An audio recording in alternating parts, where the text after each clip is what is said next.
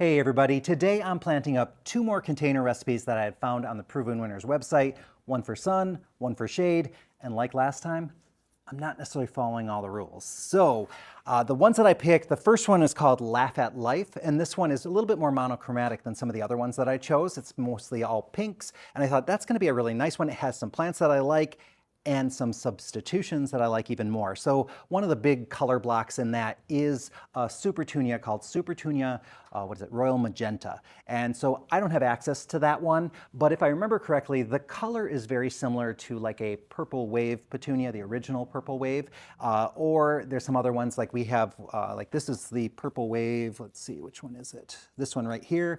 This one here is like the Surfenia Heavenly Cabernet.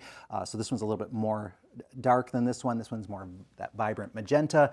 But I was thinking I want to go with a totally different, not totally different color scheme. I'm going to go with a pink. This one here is the Headliner lipstick. And I like that one because it has a little bit of a two-tone coloring to it. So in the middle, there's kind of a darker pink and a little bit lighter pink. It's a pretty subtle change, but it does make those flowers look like they glow a little bit. When it comes to size, like the Wave Petunia is similar in size, but if you've ever grown the original Wave, you know it's a little bit flatter petunia. So it has huge trailing action, but it stays a little flatter than most of the Supertunias. Meanwhile, the Heavenly Cabernet, that one's pretty close to the Supertunias. And then the Headliner is also pretty close. I think that one might actually get a little bit bigger, but they're pretty similar. So they're gonna, work well in this container recipe. The other plant that I'm looking at, it calls for a fireworks grass, and Proven Winners has their fireworks grass, but there's also the same fireworks grass is available from other places. So the one we carry isn't the Proven Winners version, but it is the same plant.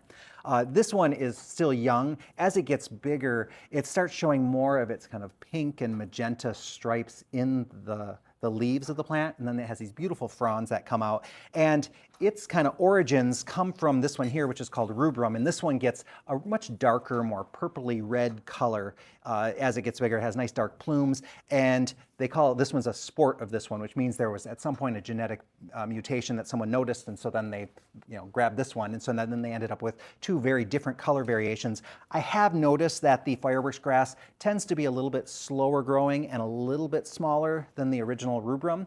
And then, interesting enough, there is another grass. This one's called Skyrocket, and this one's a Proven Winners variety that is variegated just like the fireworks, but it's more of a white and green, and this one is a sport of this one. And this is the one I want to use because I think it's a little bit brighter and it's a grass that I haven't grown before, so I want to give it a go. So I'm saying goodbye to fireworks and I'm going full on with this Skyrocket. Absolutely love it. And then the other plant that I'm going to put it with and that the recipe calls for is the Truffula Pink Gomphrena. And this is a great plant. It gets these beautiful pink flowers. It fills up with them and kind of wiry branches. There is another version of this Gomphrena called Fireworks.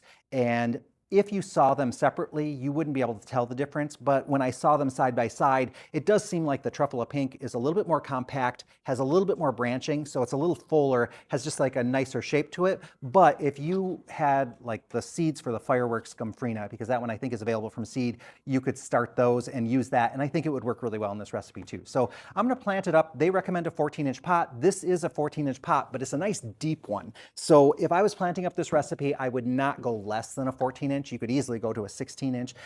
In fact, with these plants, because I know the Truffula Pink will fill out a lot of space, and then the grasses tend to get big. Again, I haven't grown this one before, but it's already showing really good signs of growth. So I think you can even go, 14, 16, 18 with it, and it would do just great. So the recipe here says we take our grass. Let's see what we can do here. So a lot of people have mentioned, hey, you don't break up your roots when you're planting these. And I don't when the roots are healthy. So with these younger plants, it's not really necessary to break them up. You're not doing a big advantage. Now this one is starting, like the grasses tend to do, get really full. So if I wanted to, I could flare these out. But because the roots are still healthy and they're still going to be able to kind of break free from that root ball, so they don't have that solid root ball that starts to swirl. Once that starts happening, then then you want to start breaking up that root ball. Otherwise, it's not gonna, I have never noticed it to make much of a difference. So a lot of people, I think, learned that technique years and years ago, and I think a lot of people, it was like it was because their mother or grandmother were buying like those flats of flowers that were like at the discount. So they were at the end of the season and they're all root bound. So you had to break them apart so that they would start to grow. Otherwise they would just kind of sit there and not look so great. At least that's my theory anyway. And then I think also, once you start doing it, that's just a habit that people have and that's what they stick with. But there was one study that I had read, I think it was out of like the University of California or something like that. Oops. It had said that in their research that there was a slight risk that by breaking up the root balls that you could expose those plants to a little bit of potential disease, but it was minimal. So if you are breaking up the roots, even on younger plants, you're probably not hurting anything. So break or don't break, I don't think it's going to make a huge difference for you. But again, some people swear by it. And some people, like me, I haven't seen a huge difference in my plants, and I've been planting a lot of stuff. But again, I am planting this stuff at this point when it's more young plants. So if I was, dealing with really old ones, then that might be a different story. So I'm filling this up, and already I'm getting pretty full here. So again, see, I mean, these roots, this isn't root bound at all, so I don't have to worry too much. Let me put a little more soil in here. So I'm going to tuck these back, but I've got to be careful that I bet if I really wanted to, I could probably only put one petunia in here and it would do fantastic, but I'm going to do the two just like they recommend. And I want to enjoy this petunia and I want it to really kind of flare out. So they say put the grass in the back, flank it by the two gomphrenias, and then in the front, put your petunias so that they'll trail over the front there. So this is a great one if you have an area that has a front and back. So, up against the garage or against a wall or a corner somewhere, on the deck, facing, one direction or the other. This is going to be, a really good option. So I will go back in and fill this in really nice, but you can see already this one's like, boom, ready to go. And generally with the gomphrena, I tend not to trim it when I put it. You can, and it'll continue to branch, but it kind of does really nice branching on its own. So it's not one that, we might pinch it early on in the season, but at this point, it doesn't really matter. If I wanted to, I could trim back the petunias, but in the grasses, I don't do anything with those. I just pop them in and go from there. So the other one that I want to do, let me clean up first, and then I'll jump into the next one. So while this one will thrive in that really sunny spot in your yard, this next combination is definitely more for those part sun, part shade. Now you could potentially push this one into more of a full shade or push it up into a full sun area, but any part sun, part shade area, this is going to be perfect for this one.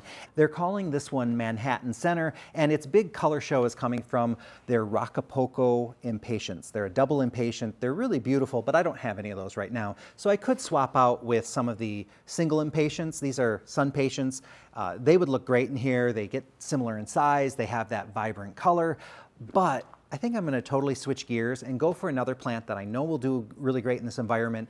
I'm going to do a begonia, and I'm going to do the Silenia apricot because, I know it's a total different color shift, but this begonia has been beautiful. We've grown it for years, and it's just a beautiful, we need more of this color in our life. It's just a very soothing color, and I thought this will work with the other plants in here, and this color looks great. I did notice that Proven Winners has added, I think, the Silenias to their lineup this year, and I think this is one of them, but we've been growing them as non-Proven Winner plants for years, and it's a really great begonia. I can see why they chose it. So what we're going to do with this one is I'm going to basically follow the recipe. These begonias don't get quite the same size as those impatiens, but I think they're going to be able to hold their own in this 12-inch pot, so that's what they recommend. I think it's going to be pretty good. We're just going to have to watch, like the sweet potato vine can be a little bit vigorous at times, so we have to be careful. The other, and I don't have, well, I do have some of the Sweet Caroline, Sweetheart lime, but I'm using this Sidekick lime just because I'm changing it up and I have more of this and I want to save the other stuff for customers.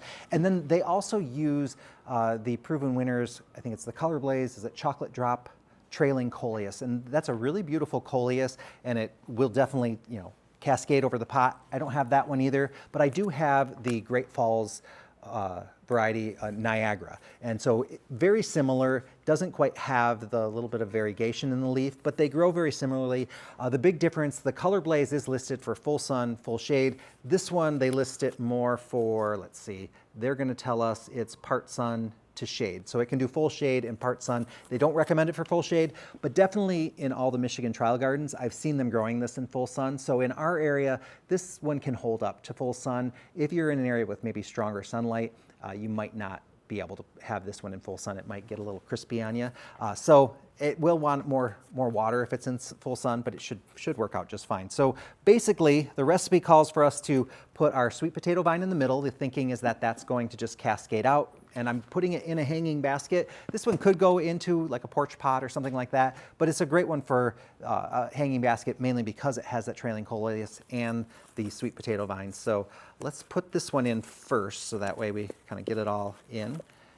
And we're gonna just pop that in. I probably have a little more soil in here than I need. So I've got that one centered, and now, and I'm gonna look at where my handles go, because I want my plants to be, so these handles are gonna come up, there's 4 of them. So I'm gonna put my plants here and here. So that means I'm gonna turn this a little bit, and then I'll put one of my coleus in. And you don't have to place your plants that way. I just find that sometimes it's a little easier to do it that way.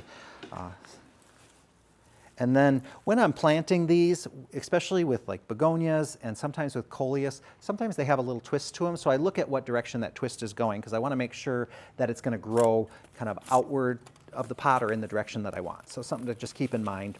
Sometimes, as the season goes on, it's going to not make too much of a difference, but like the coleus is a little bit of a slow starter. It usually likes to kind of wait around until things warm up a little before it starts really putting on its growth.